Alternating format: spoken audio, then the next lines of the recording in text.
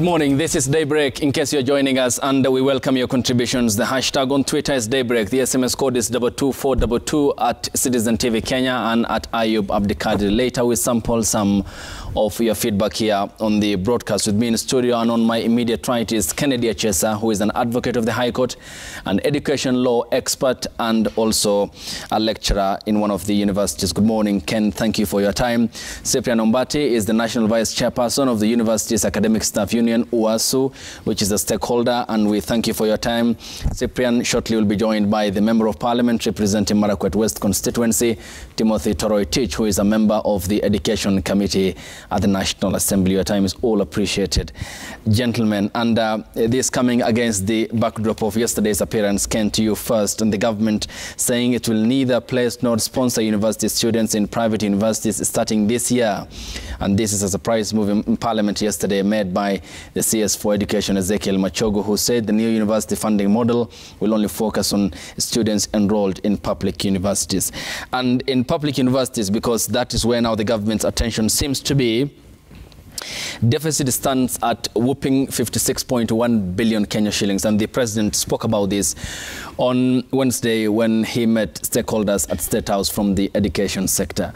First thing is first, how did we sink, or how did higher learning institutions purposely here, the public institutions, sunk so low into such a deficit amounting to more than 50 billion Kenya shillings?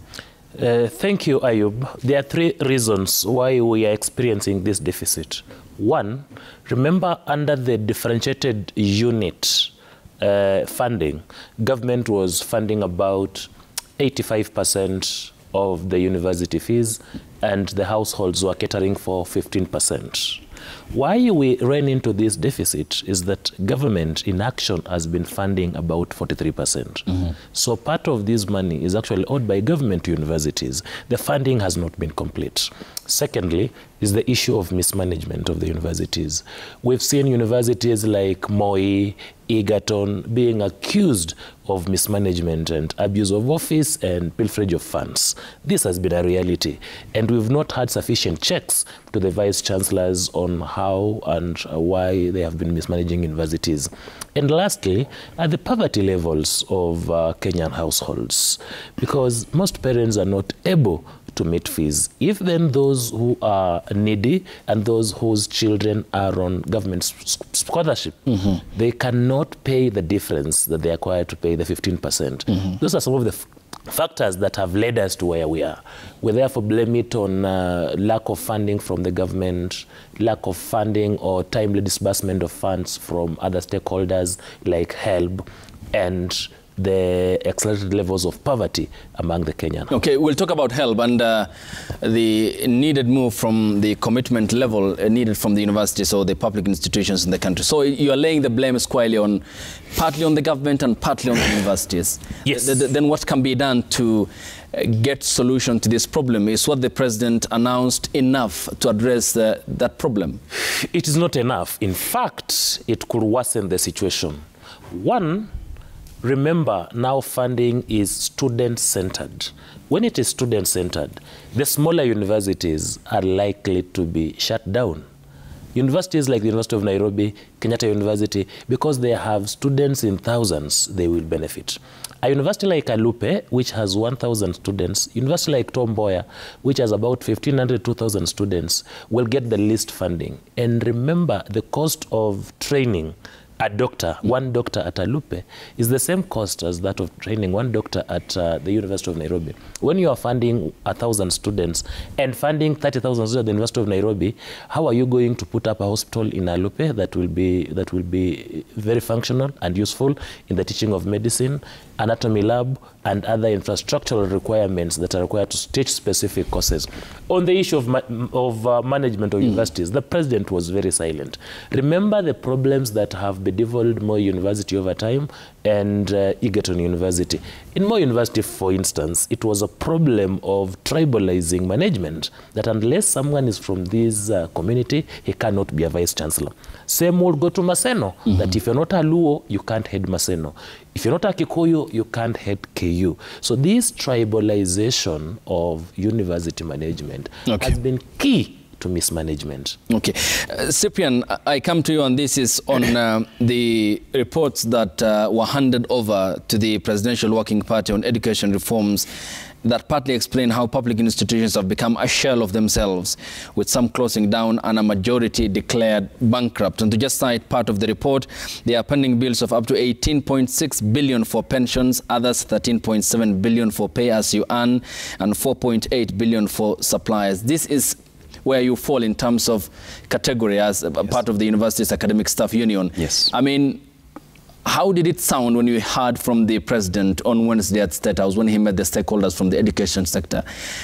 Can that be adequate enough to address some of these very glaring inconsistencies at the university level that was pointed out in the report? Okay. Yes, I want to say that what the president, they called a new model of funding, which has now changed for the last more than 30 years since the last one was done.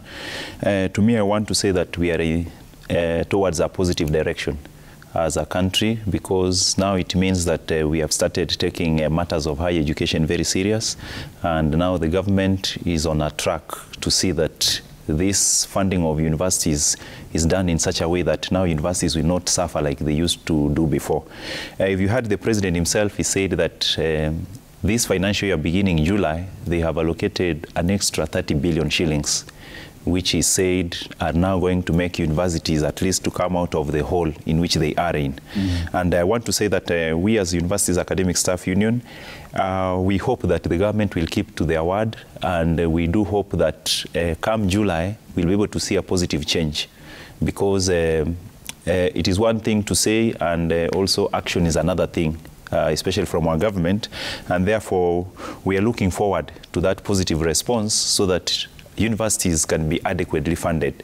The funds that they have given, I want to say, may not necessarily be able to clear all the mess in the university financially, but we do hope that it will be able to cushion universities so that now the debts that they have been having over their head will be reduced by a good fraction. And therefore, we are supporting the government in this, and we hope that at the end of the day, what we want is money to trickle down to the universities. It is one thing to say them, but it's another thing, action on the ground. Therefore, at the right time, we'll be able to come out as a union and be able to say, yes, whatever things that you mentioned 2 days ago are working or are not working at the universities. But at that level, then, does it inspire confidence? And do you read goodwill? Because this has to be paid up. Yes, yes. You are among the casualties in terms of the money that is totaling up to more than 56 billion Kenya shillings. True, true. And you seem to be reading a motive for lacking goodwill before, which is likely to reciprocate in the instance, and the government therefore must commit to that goodwill that it expressed. In your view, will it forthcome? Yes, I can see there is some positive response, as I said, from the government, and we are hopeful that indeed something is going to happen. We hope that now salaries will be paid on time. We hope that as they are going to sort out the mess of pending bills in public universities, which the minister said yesterday, we also hope that they will be able to do away with the part-times, because I can tell you for sure that part-timers in this country are one of those people who have suffered a lot because of the pending bills at the university, where universities say, no, we prioritize to pay salaries, but we don't have money to pay for services rendered. Therefore, as a union, we are positive that we are on the right track. 30 billion, I can tell you that they have said they have given is still not enough. Okay. But we hope that as we are moving year by year, they'll be able to increase more funds so that we'll come to a time. We want to come to a time when our salaries are paid on time, our pay is paid on time, our pensions are paid on time, our part-time claims at the universities have been cleared, and we have research funds and all others. We are looking to that positive direction. Therefore, I want to say it is a commendable thing that they did. We, as a union, we hope that it is going to trickle down to our members. Okay. Thank you. Wakili, you talked about mismanagement to a certain degree and the pilferage of resources, which you talked about. But the mathematic number that you had said, 85% in terms of the government funding, then if that money is partly, is it paid up to 100%? And why then do you think that it wasn't to the level that the government had committed itself of 85%, but realistically that was never the practical case in terms of the funding? The 80 to 85% funding from government was actually on paper. In actual sense, government was remitting up to 43% of the commitment it had made to university government-sponsored students. This is partly blamed on perhaps wrong priorities. Instead of funding universities as initially committed, you fund another project, another program. Partly is on mismanagement, that even the 43% of funds that are remitted to universities are not used prudently by the university management. And looking at the presidential communication on funding of universities yesterday, the president seemingly made two serious statements. One is that we are shifting the burden of funding to parents, and that we are not funding university education. The burden is shifted to parents. And number two, we are no longer going to have blanket funding. We are bringing up categories. Remember, President gave us 4 categories. The vulnerable, the needy, the extremely needy, and those who are less needy, or the able. This categorization, in my opinion, is ambiguous, opaque, and prone to abuse. How do you categorize? What are the parameters that will be used to place students into these categories? Going forward, we are going to turn university selection to a model that is similar to police recruitment in this country. But Wakili Achesa, you said that the president made a very serious statement, but this is what he said on Wednesday at State House. For the first time, he said students whose households are at the bottom of the pyramid shall enjoy equal opportunity in accessing university and TVET education. Their households shall not make any contribution towards the education of their children. Ayub, we have what the president said, which is different from what the president meant, which is different from what the president is understood to have meant. When we are saying that students from vulnerable households will not make any payment, that to an extent is already happening, because students who qualify for help mostly are from vulnerable households. Government has been giving them money. HELB has been giving them money to even sustain themselves in schools. So I do not see anything new in that statement, because when some of us went to the university, government would pay fees, government will give you money to pay for rent and to buy food.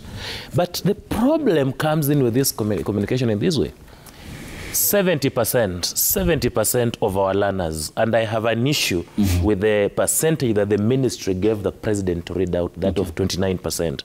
More than 70% of our learners in secondary schools are actually from needy families, vulnerable families. Because a parent has taken their child to Alliance High School does not necessarily mean that this parent is able. It means that this parent has sacrificed. And why parents in this country sacrifice to take their children to very good high schools is to save themselves the burden of university education, because they know that after they have done extremely well in these good public schools, they will go to universities, take the courses of their choice, and be fully funded by government. How many students from these vulnerable households, for example, are able to qualify for medicine and engineering? Okay, we'll talk about the portion that the Higher Education Loans Board actually offers the students, and for the different courses and the qualification for that matter, because there's a report by the World Bank on that. Still on you then, Achesa, when you say what he made as a statement, what he meant, and how he was understood, the understanding is that clearly he meant that this will take the burden off the shoulders of parents and learners from needy households. I mean, wasn't that a clear statement to instill hope in learners from households that might not be able to raise university education fees? It didn't. And if there was any hope, it is false hope that must be addressed immediately.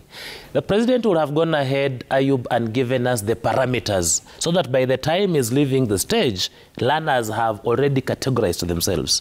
Perhaps hundreds of thousands of learners who consider themselves vulnerable in the eyes and estimation of the Ministry of Education may be needy learners. So what are the parameters? As an orphan, do you qualify? You could be an orphan, but with a rich estate. Your parents could be teachers, for instance. Your parents could be working with county government, but they are unable to afford university education. So the rubber will meet the road at the point of categorization. And as Babu Owino and Group allegedly said yesterday, we're going to open up a situation where now chiefs, the church elders have to decide, the ministry, the officials have said who is vulnerable and who is not vulnerable. A parent is going to struggle first with the problem of categorization of their learners as to whether they are vulnerable to qualify for funding before they join the university, which will be very unfortunate. No. And this model is potentially discriminative and unfair. Cyprian, to your woes, is there a partly contribution by the university's inability to come up with commitments to fund itself in terms of research, marketing, and does that perhaps, or is it a prompting factor of why we are here and discussing that deficit of more than 56 billion Kenya shillings and the government now coming in to address the crisis? All right, first of all, the funding world over, funding of public universities is a prerogative of the government. And this one, the government cannot run away from it. Because as my friend has said here, is that you find many parents do have that hope that by the time a student lands at the university, then his life may change somehow. And you find that if government evades or runs away from that responsibility, then it becomes a problem like what we are having here.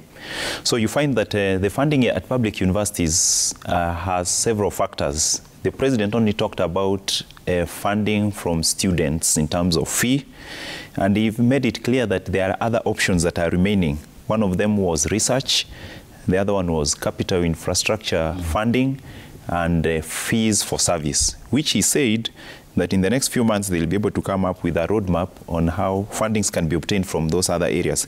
But back to your question, I want to say that when you also look at research at the university, research is one component also that can be able to give funds to universities, but it also has its challenges. One, you find that for a university to be able to get funding through research, it takes time. It is more of a long-term solution, because you find that... What are the timelines? Yeah, for example, if today, I'm a scientist, if today I was to engage in a research in my university, up to a level of commercialization, I can tell you it will take not less than 5 years. What I'll start today, for it to be commercialized, it needs at least 5 years.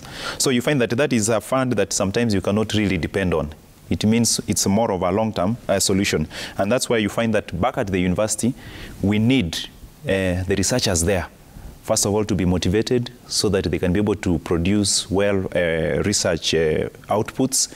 We also need infrastructure in terms of our university, so that if I'm a scientist and my university does not have lab reagents, lab equipments, how do I conduct research to commercialize that, and then the university obtains funding? So again, it goes back to the government. The government has to put in the big infrastructural requirements, then now roll it over to lecturers and researchers to take it over from there. And this is what a report by the World Bank said, titled Improving Higher Education Performance in Kenya, a Policy Report. And I quote, with few exceptions, fundraising has not been a major priority in all Kenyan public universities until now, on the assumption that resources are limited throughout the economy and that philanthropy is not part of the national culture. So it, at the end of the day, doesn't exonerate the public universities in coming up with measures and alternatives, even as they seek government support to sustain their financial status, to also come up with other creative measures and, for example, focus on commitment towards marketization, research, and then also collective institutional commitment and the ability to run different types of activities. So how then does it supplement the government's effort to collectively get out of this very crisis that points and affects universities in the country? Yes, you know what the World Bank report is talking of is a scenario which sometimes is not doable in Kenya. I know what they normally do is they go to very high-profile institutes like Massachusetts Institute in America, you know, Harvard and all the rest. But I can tell you, those are universities where the infrastructure that the government of those countries and stakeholders have put in enables the university to roll out themselves through research and funding. But I'm telling you, here in Kenya, walk to some of our universities, you will find that we don't have the basic requirements or basic equipments to enable us to do research and bring funding. But if the university, if government puts a seriousness in this, for example, we say that 2% of our GDP should be put to research. And you know, 2% of our GDP should be close to 250 billion shillings in research. But I can tell you, the country is putting about 0.003%. Which is, what's the amount? Which comes to about 2 billion. 2 billion vis-a-vis 250 billion. But those countries that World Bank is reporting there are countries who put even up to 5% of their GDP into research.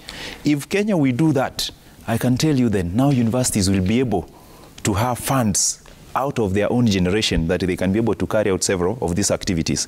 But now you come to Kenya, you find, luckily the president said in their charter that they are going, and we are watching that, to see if they are going to set aside at least the 3% they mentioned of our GDP into research.